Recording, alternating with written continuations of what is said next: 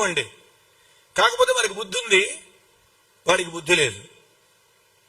మిగతావన్నీ వాడికి మనకి సమానం. కానీ పుట్ట ఆ జంతువులు అంటున్నాయండి, ఏమండి మానవులారా, మీ అందరికన్నా మేమే బెటరు. ఏంటమ్మా కుక్క అలా అన్నావు, ఏమమ్మా గోమాత అలా అన్నావు, ఏమమ్మా చివరికి ఆడగాడిదని చూసి గాడిదమ్మా అట్లా అన్నావంటే, మాకు ఆకలిస్తే తింటాం, పెట్టింది తింటాం. మీలాగా కబంధహస్తాలు పెట్టుకుని అంతా మాకే కావాలి, అంతా మాకే కావాలి, నా కొడుక్కి కావాలి, నా మనవడికి కావాలి, నా మునిమనవుడికి కావాలని లక్షల లక్షల కోట్లు కూడబెట్టుకోము. ఆకలిస్తే తింటాం, లేకపోతే లేదు. ఆకలి వేసింది కాబట్టి తినడం అనేది మా ధర్మం కాబట్టి, పరమాత్మ ఇచ్చిన ధర్మం కాబట్టి మేము ధర్మాన్ని అనుసరిస్తున్నాం. ధర్మాన్ని వదిలిపెట్టినటువంటి మీరు దయచేసి మమ్మల్ని పోల్చుకోబాకండి. కుక్క కూడా వద్దండి. కుక్కలా విశ్వాసపాత్రుడు చెయ్యి దుర్మార్గుడా, నేనెందుకురా నీకు? నాలో విశ్వాసం వల్ల ఉంది, నీలో ఎక్కడుందిరా అది? నువ్వు అన్నం పెట్టిన అమ్మనే బయటికి నెక్కావు, ఎంతో గొప్పగా చూసిన నాన్ననే పట్టించుకోలేదు. నీకు నాకు అంతా పోతలకి. చివరికి పశువులతో పోల్చుకుంటే పశువులు కూడా మనల్ని యాక్సెప్ట్ చెయ్యని దరిద్ర స్థితికి దిగజారామండి.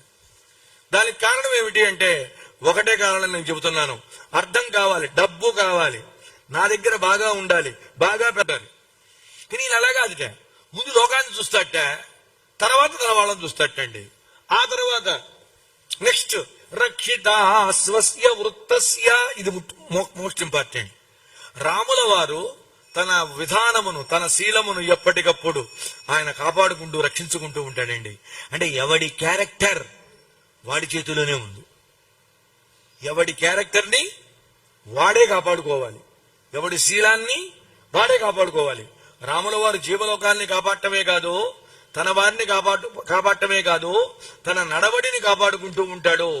అంతేకాదు ధర్మస్య చ పరంతపక, శత్రువులను తప్పింపజేసే మహానుభావుడు రామచంద్రుడు.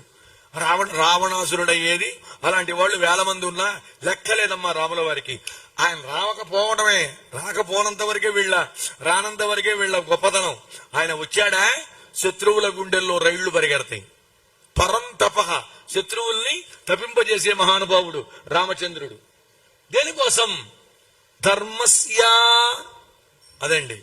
ఆయన ధర్మం కోసం ఎంతటి త్యాగమైనా చేస్తాడో, ధర్మం కోసం యుద్ధంలో ఎవరినైనా ఎదిరిస్తాడు, ఎవరినైనా ఓడిస్తాడు. యుద్ధం ధర్మం కోసం, గుర్తుపెట్టుకోవాలండి. యుద్ధం కోసం కాదు. రాముడు యుద్ధ ప్రియుడు కాదు, ఇది బాగా గుర్తుపెట్టుకోవాలి మనం. ఎవడికి వాడి ఇష్టం వచ్చేటట్టుగా విమర్శలు చేస్తున్నారండి. నిజంగా ఈ రకరకాల మీడియాలు వచ్చాక చాలా ఇబ్బంది అయిపోయింది. వాడికి తోచింది వాడు మాట్లాడటం, పెట్టేయడం. చూసేవాళ్ళు చూస్తారు. ఈ చూసేవాళ్ళు కూడా పాపం వాళ్ళకి తెలియకపోవడం వల్ల ఏమో తెలియదు, ఆయన చెప్పింది కూడా కొంచెం ఆలోచించదగినదే. ఏమిటి ఆలోచించదగింది? రాముడు యుద్ధం చేయడం ఏమిటండి, అంతమందిని చంపడం ఏమిటండి? అన్యాయమా? వాడు చేయొచ్చా అన్యాయం, అధర్మం? రాముడు యుద్ధం చేయలే. ముందు ఆంజనేయ స్వామి చెప్పాడు, యుద్ధం వద్దు, సంధి చేసుకో, సీతమ్మను రామచంద్రమూర్తికి ఇవ్వు. యుద్ధం ముందు కూడా అంగదుడిని రాయబారిగా పంపించాడు, యుద్ధం లేకుండా చూద్దామని. ఇప్పుడు యుద్ధం లేకుండా చూడాలని ప్రయత్నించింది రాముడా? యుద్ధం కావాలి అని కోరి వచ్చింది రావణుడు కదా. మరి వచ్చినప్పుడు చేయాలి, తప్పదు. ఉత్తమ క్షాత్ర ధర్మం చేశాడు, వాడు చచ్చాడు. అలాంటిది రాముల వారి వైపు కొంచెం వ్యతిరేక భావంతో మాట్లాడితే ఎలా? తప్పు కదా. అందువల్ల ధర్మం కోసమే ఆయన నిలబడి ఉంటాడు మా రామచంద్రుడు. ఈ లక్షణాలు చాలవా ఆయన గొప్పతనం తెలియడానికి? జీవరక్షణం, రెండవది ఆయన తన వారిని కాపాడుకోవటం, ఇందులో ఇంకో విశేషం కూడా ఉందండి, ఒకటి కాదు. స్వజనస్య అభిరక్షిత. అమ్మా, ఆయన స్వజనంలో నువ్వు ఉన్నావు, నేను ఉన్నా. రాముల వారి స్వజనంలో సీతమ్మ ఉంది, హనుమంతుడు ఉన్నాడు. మనల్ని ఆయన కాకపోతే ఎవరు కాపాడతారమ్మా? ఆయనే కాపాడతాడు. రామా నేను నీవాణ్ణి అంటే చాలండి, ఇక ఆయన నెత్తిన భారం పడుతుందండి. ఇంకోటి పెరిగాడు, కాపాడవలసిన వాడు.